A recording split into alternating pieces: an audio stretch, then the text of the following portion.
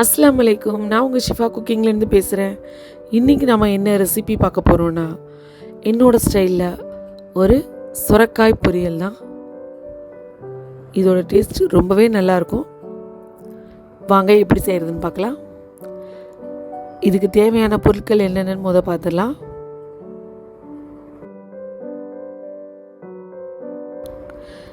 இப்போ நான் சுரைக்காய் தோல் சீவி வச்சுருக்கேன்.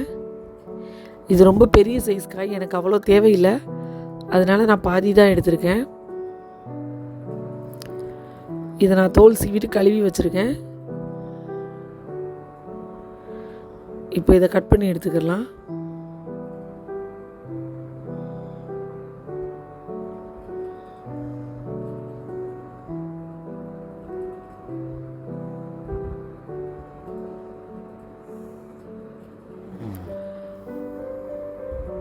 இது ரொம்ப சீக்கிரமாக குக் ஆயிரும், வெந்ததுக்கப்புறம் சுருங்கிருங்கிறனால கொஞ்சம் பெரிய பெரிய சைஸாக தான் கட் பண்ணியிருக்கேன்.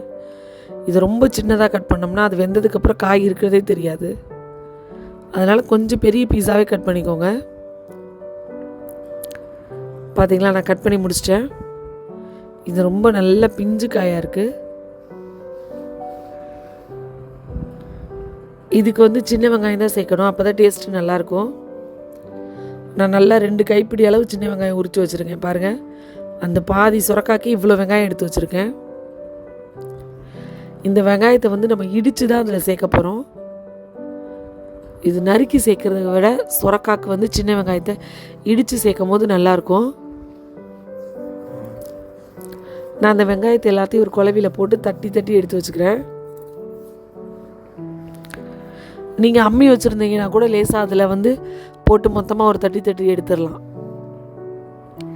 என்கிட்ட அம்மிலாம் இல்லை, அதனால் இந்த கல்லில் போட்டு இடித்து எடுத்துக்கிறேன். இது பெரிய குழவியாக இருந்துச்சுன்னா கொஞ்சம் டக்கு டக்குன்னு இடிச்சிடலாம். இது ரொம்ப சின்ன சைஸ்லேயே, அதனால் என்னால் கொஞ்சம் கொஞ்சமாக தான் போட்டு இடிக்க முடியுது.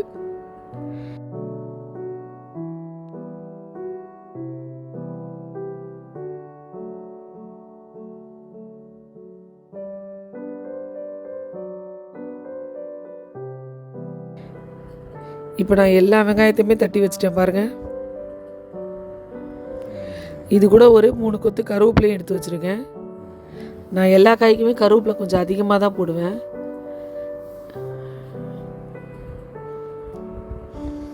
பாருங்கள், இப்போ வெங்காயம் ரெடியாக இருக்குது. இந்த வெங்காயம் எந்த அளவுக்கு எடுத்தீங்களோ அதே அளவுக்கு ஒரு 2 கைப்பிடி அளவுக்கு வேர்க்கடலை எடுத்து வச்சுருக்கேன். இப்போ அதோட தோல் எல்லாத்தையும் நான் தேய்ச்சி விட்டு எடுத்துக்கிறேன். இது வறுத்து வேர்க்கடலைங்கிறனால நான் அப்படியே எடுத்துக்கிட்டேன். நீங்கள் கொஞ்சம் பதத்து போனதோ இல்லை வறுக்காத வேர்க்கடலையோ எடுத்திருந்தா அடுப்பில் வச்சு லேசாக வறுத்துக்கோங்க. கொஞ்சம் கிறிஸ்பி, அப்போ தான் நல்லா ஆகும். பாருங்கள், எல்லாத்தையும் தோல் எடுத்துட்டேன். இப்போ இந்த வேர்க்கடலையோட ஒரு 4 காஞ்ச மிளகாய் சேர்க்குறேன். உங்களுக்கு எந்த அளவுக்கு காரம் பிடிக்குமோ அதுக்கு தக்கன காஞ்ச மிளகாய் கூட்டி குறைச்சி சேர்த்துக்கோங்க. அது கூட ஒரு 5 பல்லு பூண்டு, இதோட 1/2 ஸ்பூன் ஜீரகம். இது எல்லாத்தையும் மிக்சியில் போட்டு கரகரப்பாக நுணுக்கி எடுக்கணும். பாருங்கள், இந்த மாதிரி கரகரப்பாக நுணுக்கி எடுத்துக்கோங்க.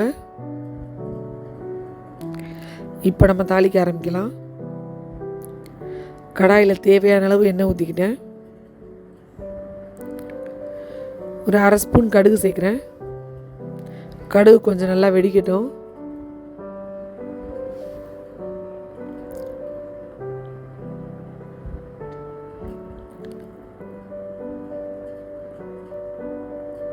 கடுகு வெடிக்க ஆரம்பிச்சிருச்சு. இப்போ இதில் ஒரு ஸ்பூன் அளவுக்கு கடலைப்பருப்பு சேர்த்துக்கிறேன். கடலைப்பருப்பு கொஞ்சம் அந்த எண்ணெயில் பொரிஞ்சு வரணும். பாருங்கள், கடலைப்பருப்பு கொஞ்சம் பொரிஞ்சிருச்சு. இப்போது நம்ம தட்டி வச்சுருக்க வெங்காயத்தை இதில் சேர்த்துடலாம்.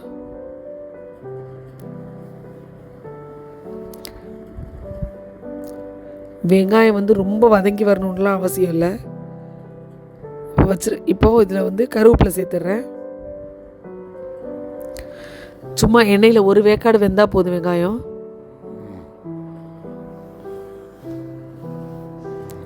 பாருங்கள், எண்ணெயில் ஒரு வதங்கிருச்சு.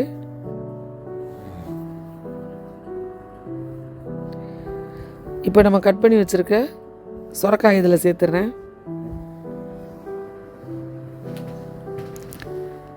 இதுக்கு வந்து வெறும் மஞ்சத்தூள் மட்டும்தான், வேறு எதுவும் தேவையில்லை. லேசான மஞ்சத்தூள் சேர்த்துட்டு எல்லாத்தையும் ஒரு பிரட்டி விட்டுருங்க. இந்த சுரக்காய்க்கு வந்து இப்போ உப்பு சேர்க்காதீங்க.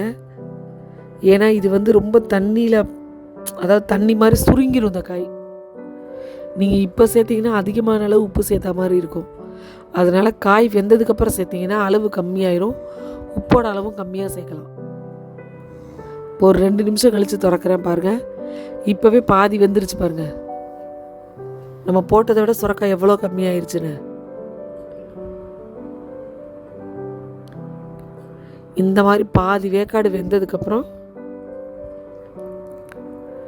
இந்த காய்க்கு தேவையான அளவு உப்பு நான் இப்போ சேர்த்துக்கிறேன்.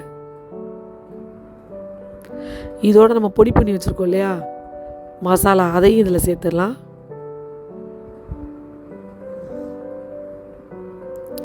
இப்போ மறுபடியும் எல்லாத்தையும் நல்லா ஒரு மிக்ஸ் பண்ணி விட்டுட்டு 1லேருந்து ஒரு 1.5 நிமிஷத்துக்கு மூடி வச்சுருங்க. நல்லா கிண்டி விட்டுட்டு மூடி வச்சிட்டிங்கன்னா அந்த மசாலா வாசனை எல்லாம் போயிடும். அந்த காயும் மசாலாவோடு சேர்ந்து நல்லா வெந்து வந்துடும்.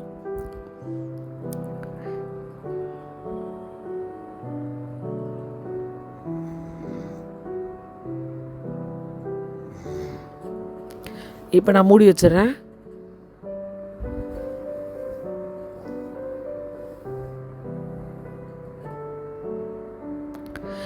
இப்போ கரெக்டாக ஒரு நிமிஷம் கழித்து திறக்கிறேன் பாருங்கள். சுரக்காய் சூப்பராக வெந்து வந்துருச்சு. நம்ம போட்ட மசாலா எல்லாமே அந்த காயோட ஒன்று சேர்ந்துருச்சு.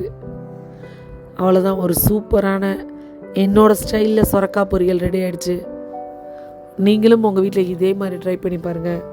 ட்ரை பண்ணி பார்த்துட்டு எப்படி இருந்துச்சுன்னு கமெண்டில் சொல்லுங்கள். என்னோட அந்த ரெசிபி உங்களுக்கு பிடிச்சிருந்துச்சுன்னா என்னோடய சேனலை லைக் பண்ணுங்கள், ஷேர் பண்ணுங்கள், சப்ஸ்கிரைப் பண்ணுங்கள். மறந்துடாமல் பெல் ஐக்கானை கிளிக் பண்ணுங்கள். அப்போ தான் நான் போடுற புது வீடியோஸ்லாம் நோட்டிஃபிகேஷனில் வரும். சூப்பர், சப்ஸ்கிரைப் பண்ணுங்கள். தேங்க்யூ.